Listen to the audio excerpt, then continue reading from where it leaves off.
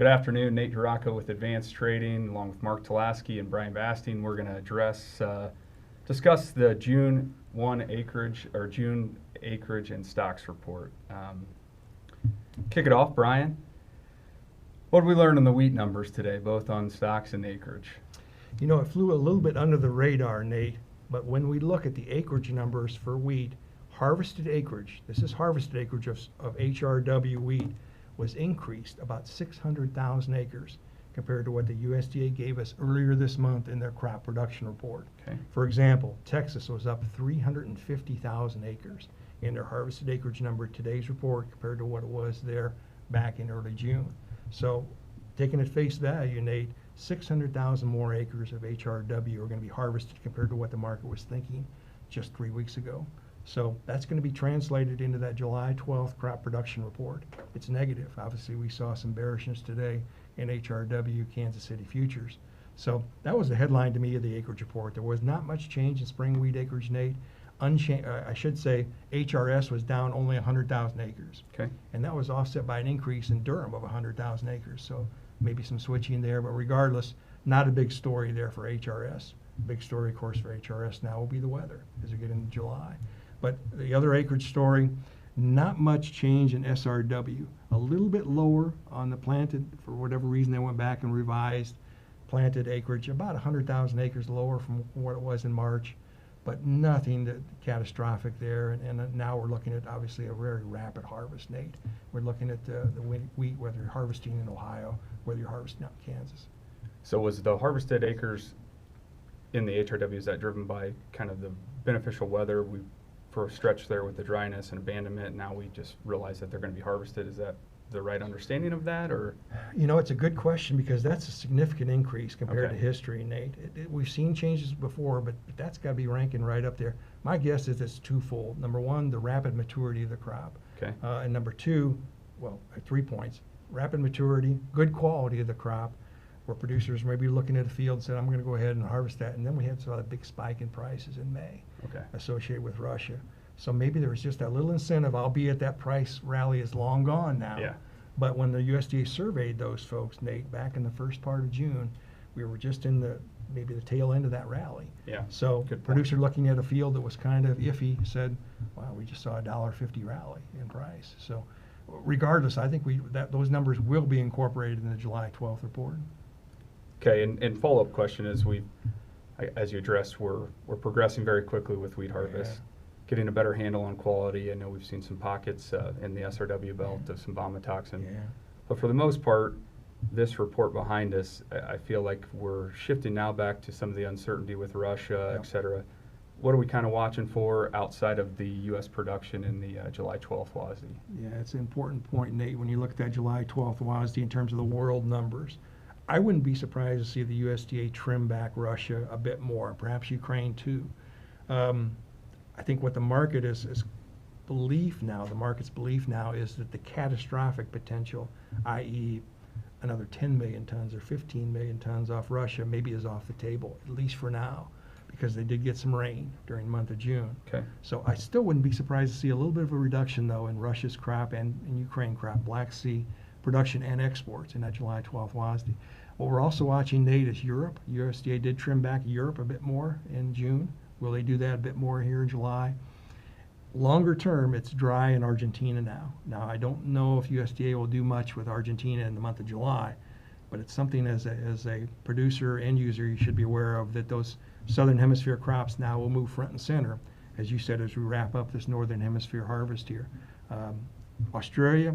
Australia's been getting some periodic rains. There's not a strong indication one way or another yet, but there is a strong indication that's drying out in Argentina. Those are the things I'd be watching for in July 12th. Okay, so kind of moving through the wheat harvest, realizing the production outlook, watch the world to kind of hone in our demand picture a little bit, that we still can be potentially hopeful, maybe some Q3, Q4 export demand, more contingent on the Russian crop. So the one thing I'd remind the viewers today, Nate, is think back to last year at this time. Soft red winter got a big shot in the arm from China. When we had a very poor finish to the growing season in China, they came in and bought a big chunk, 1.5 million, 2 million tons of US SRW. at the moment, there's no indication that China is going to come back in and do that this year. Not saying that's not a possibility. It always is a possibility.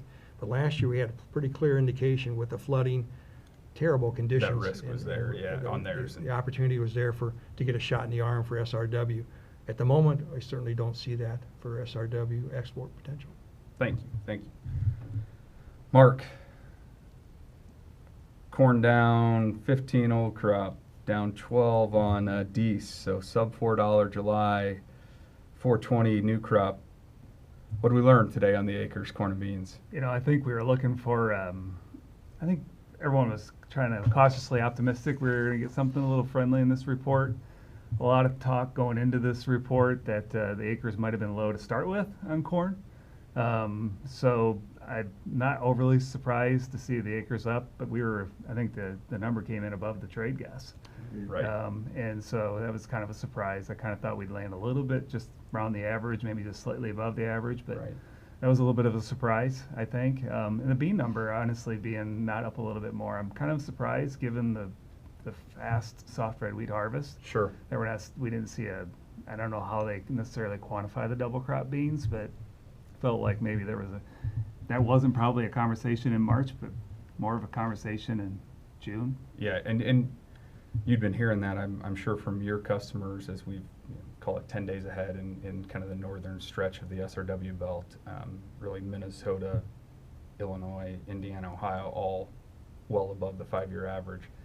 So potentially still see maybe a little bit of an adjustment on some double crop beans. It feels like guys are pushing it. I think so. I mean, in the east, we caught a pretty good shot of rain this last week, right ahead of harvest. I mean, if you're going to try to double crop, this would be the year to try, just given the moisture and the early harvest on wheat, or earlier, I guess. And so, next week's going to be probably a big week for harvest. So I did hear a lot of guys last week talking about trying to do a little bit of double crop. So I kind of wonder if the bean acres don't maybe increase in some of those regions just a bit going forward.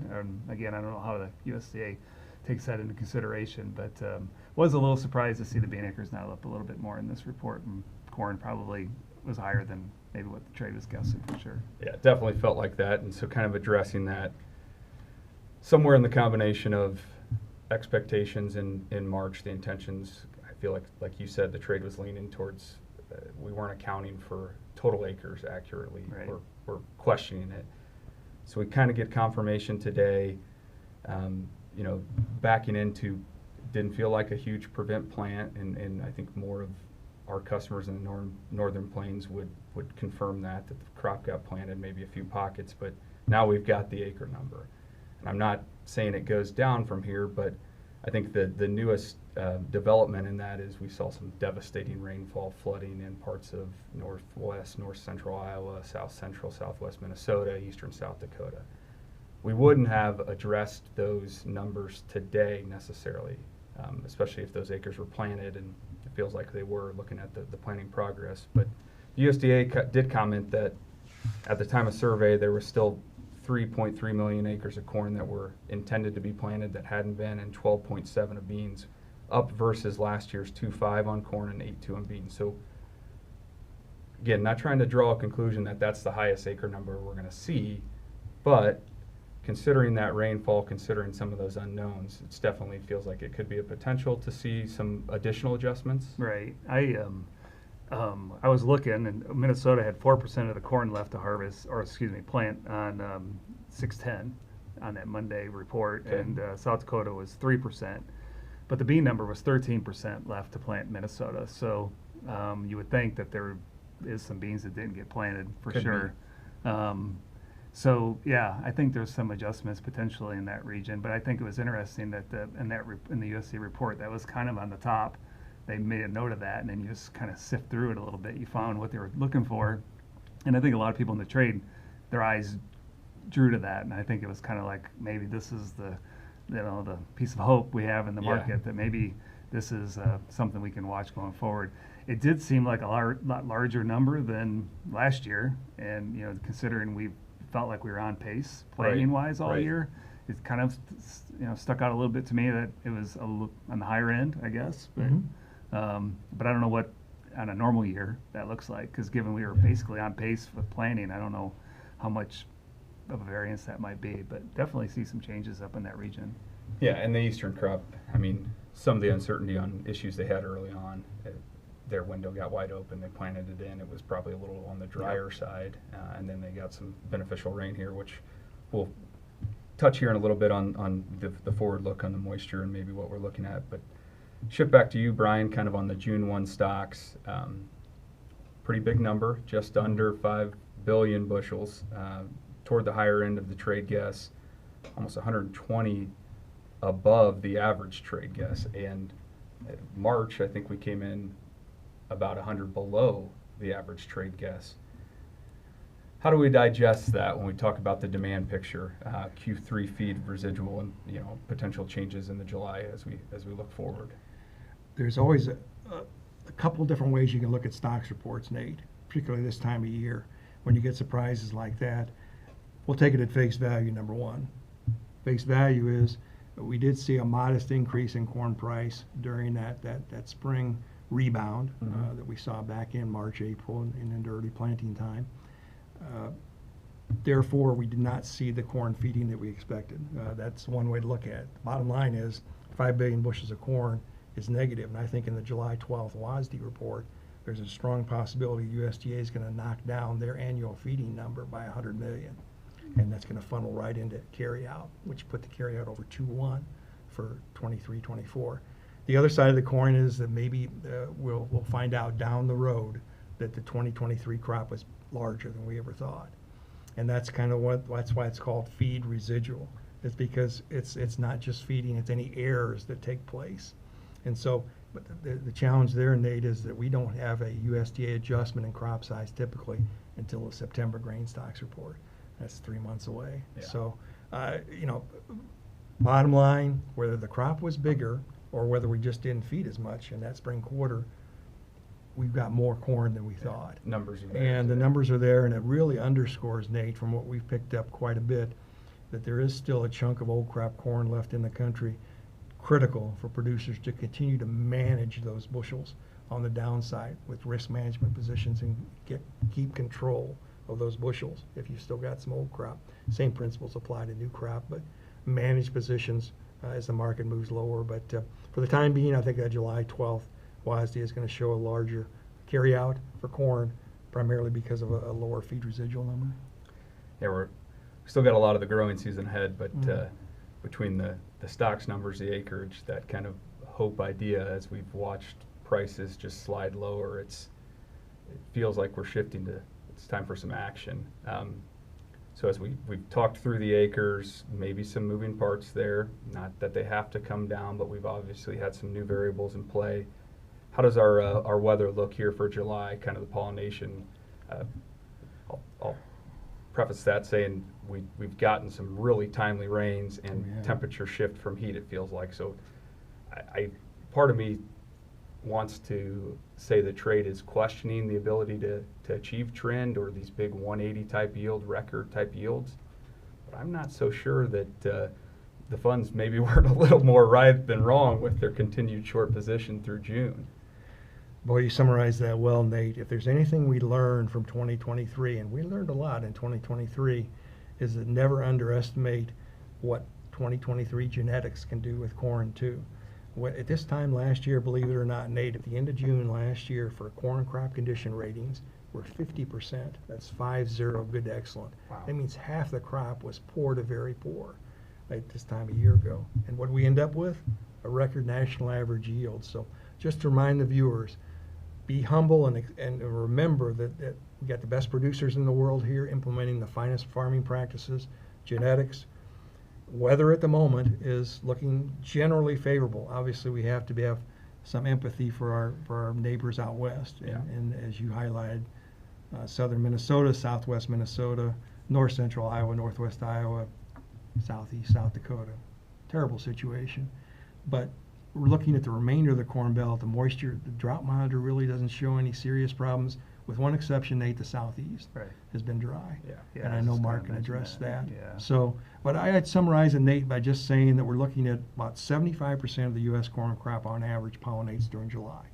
It's do or die time. And we'll see the short-term weather is basically not negative. Yeah, The non-threatening for the USDA will most give part. us an update on Sunday, believe it or not, Sunday the 30th, for the month of July. They'll update their July forecast for temps and precip. We'll take a look at that. But it's day by day. I don't disagree with your comment about the high yields that are being talked about, that those are achievable. I think what we saw last year, keeping in mind, last year, we threw the kitchen sink at the crop and still made a record. This year, we have thrown the kitchen sink, unfortunately, at an area that's very important, but the rest of the belt is looking at some very good crop condition ratings, good to excellent. So I think managed price movement is the key from a risk management standpoint, producer-wise. Yeah, T-Storm, I think, noted this today on his update that could see some heat building in that first 2 weeks of July. But more so to the south, more maybe potential rain to the north still. So kind of that line, that I-80 corridor maybe as being that line. So, I mean, unless we see something come up through the Gulf, hurricane of some sort, bust this thing up a little bit, the southeast might struggle a little bit. And I know we talk about, one of those states probably isn't as big a deal, but when you start to compile them collectively, it becomes a story. And, I think it's their timing's getting a lot shorter. Their corn is tasseling and pollinating. And so it's worth noting. But, I mean, back between Springfield and St. Louis, we're tasseling here in Illinois. Starting to see it, yeah. Mark, shifting kind of back to the merchandising environment a little bit. Big stock numbers, confirmation of what we've kind of been battling all year. The farmer's been a tighter holder. June 1 stocks on farm up 37% versus last year. Beans 40 plus, I think, versus a year ago. Ultimately, not trying to pinpoint it, but we've seen a pretty strong basis environment, really central west on corn. Starting to see that beans, feels like beans are tight. How could we see some of this play out through the remainder of the marketing year, and realizing a big part of that is if and when the farmer starts to sell. Right. How do you approach maybe the basis objectives and spread objectives here as we talk about just the tail end of the summer here? I think the front end, at least initially, to your point, the farmer's going to be the biggest wild card in this whole equation. But if he starts to throw a towel in, this gets a lot easier to move grain, and basis probably feels flat to heavy going forward into the late summer. Yeah. Our window's getting smaller, with the corn tasseling and pollinating in central Illinois. We're going to have corn available in September in St. Louis. And so it's going to make things a little more challenging for the grower going forward. That doesn't mean we don't see a front-end basis firmness to try to incentivize some movement. I know a lot of end users just on a flat price position like the price, so I think if they want to get something bought, ethanol margins are good. If they want to get some deferred coverage, get through the month of July, for example, maybe a little bit of a push in the basis kind of incentivizes some of that. But this futures price is going to be the anchor, I'm afraid, and it's going to continue to stay that way until we maybe see some kind of a weather scenario develop. And with the funds, like you guys mentioned, being short as they are, we keep kind of thinking that they're going to eventually want to lighten that up a little, but they just continue to get shorter. Yeah. So it's a tough situation. But I think without weather, it's going to probably be a tough one to kind of go through. And I don't know if the grower is going to want to handle 2 crops. So I think that's the risk going forward. I think from a merchandiser's perspective, though, on the spreads, I feel like, now that we're through, in the deliveries on July, the focus now is on the set forward spreads and maybe managing fall logistics and fall space. Obviously, we have a really good wheat crop potentially. Still haven't harvested it all in the east, but looks like quality's good. Should be decent yields. That's going to put some pressure on space. You got an old crop stocks we just learned today that's pretty ample in the east. So we're going to end up carrying more of that. So it's going to make things feel heavy. Should make the spreads also feel somewhat heavy. But again, front end movement probably mainly limits that spread from breaking initially until we're convinced that this crop is there, and then ultimately, then it probably can start to widen back out.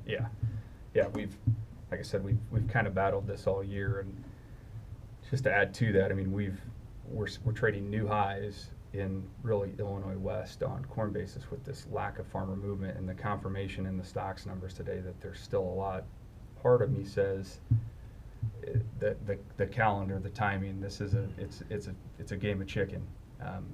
One thing you've confirmed from an end user today is that there's a supply out there, and outside of maybe some of those regional pockets where we're having some of the uncertainty on production, if I'm an end user, I'm buying hand to mouth, but the margin environment in ethanol, kind of the needs as we really exhausted commercial grain, commercial ownership today, it's just an interesting dynamic. We're fighting the calendar as we shift closer and closer to new crop. Today's report doesn't help movement in the West, unfortunately. Right. I think unless the farmer does decide to kind of just, start just getting caught up and. Which we may see. We may see some throw in the towel, right? And you don't have to throw the towel completely in. You can get long options, long September options, or they're not overly expensive. Be a good solution to kind of at least, granted, putting a floor in the low doesn't feel great. This is a low today. It may not be the low tomorrow. Right. So I hate to be the Mr. Negative attitude here, but I feel like there's some risk still to lower prices, and I think we got to kind of at least combat that, which Brian mentioned earlier. So. Right, and so that maybe a little bit on that, Brian, from you and Mark, just strategies for a producer. While I think it's easy to step back and we've seen the highest acre number, we still got a lot of growing season ahead. I think we've also highlighted or also hit the points that we could see some reduction in our old crop demand balance sheet. We could achieve these 180 type yields and print a 2 billion bushel. We've seen the dynamic this year where we shifted probably coming out of Jan, Feb, March with a really bearish outlook as our demand was struggling on old crop, and the new crop acre production estimates, we were talking 2.3 billion to 2.5 billion, and it felt real bearish. Transition to maybe sub 2 billion for both, and now it kind of feels like we're growing back to some comfortable levels here. We'll learn a little in the July WASDE. We're still watching South America closely on their production, but what can a farmer do today to manage risk? I think a lot are going to say, well, the lows are in, my crop insurance is helping me today as we've sold off, but maybe some other strategies on old crop bushels first, maybe Brian, for you.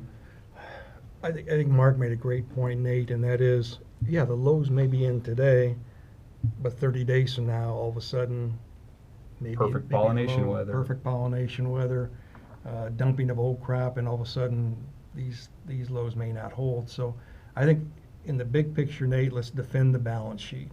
Let's take a defensive strategy from the standpoint of, I don't know which direction the market's going to go from here, but I want to defend my balance sheet. How can I do that?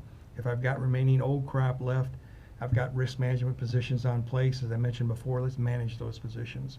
Let's just get our orders in to roll those positions down or up, where the case may be. But let's get control of those old crop bushels so we can turn our focus 100% to 24 crop. Because we get the impression, and I'll defer to Mark, but I don't think there's been a lot of new crop selling yet. No, there hasn't. 24. And I think you're spot on. Control the controllables. I mean, that's just all we can do here. It's not fun for a grower in this environment. The last couple of years, we've had some nice opportunities to get caught up on sales if you missed it. This year, it just seems like it's been kind of just a slow grind of just pushing a rope. And so I feel like this is, the environment where you want to defend your balance sheet and control the controllables, and you don't have insurance on old crop. And I mean, that's done. So, there's, I know we all hate to think this, we're selling the low, but I would position myself with some upside flexibility here. Yeah. The other thing on corn worth noting is some of the quality of this old crop isn't perfect, and so the longer we kind of keep that off the market, that's just one more variable that could impact our bottom line. So I just want to get those off the table. If you want to get long an option, long a call spread. There are a lot of ways to stay long on paper, but just and then to Brian's point is focus on the 24 crop, because it's hard to manage two crops in this environment. So, and things can change. I mean, it's always the most bearish at the bottom or most bullish at the top. That's very common. Talk through that, and I think well said. We could easily, come in here in 2 weeks after that report on the 12th, which is 2 weeks from today, I guess, and have a much different narrative on the weather, and this thing could have a much different tone, albeit probably not cross-eyed bullish, but it could be quote-unquote friendly. And I think that's a good way to kind of approach this thing going forward. and I'd really amplify Mark's comments there, Nate, is that we've got the tools available to producers to give that upside flexibility, i.e. a Right. call option. You could even go all the way back to an August call. It wouldn't give you much time, but it'd be a little cheaper. But August, September, December, whatever the case may be, there's tools available because the markets change and they do change fast. So we don't know what next week is going to hold, much less 2-3 months down the road. Yeah. So we just want to give ourselves maximum flexibility. But the word that Mark used, and I'd continue to underscore, let's get control of what we can get control of, particularly of that old crop. If there's any remaining old crop left, let's get the control of that so we can turn our focus to new crop. Well said. Yep. Well, I appreciate the time, gentlemen. Thank you, viewers. Link and subscribe to ATI YouTube channel, and look forward to doing this again on the 12th. Welcome to Advanced Trading. Join the community of thousands of subscribers for access to industry-leading risk advisors, insightful research, and engaging live streams. We are your go-to channel for the latest grain market and livestock analysis. Subscribe now.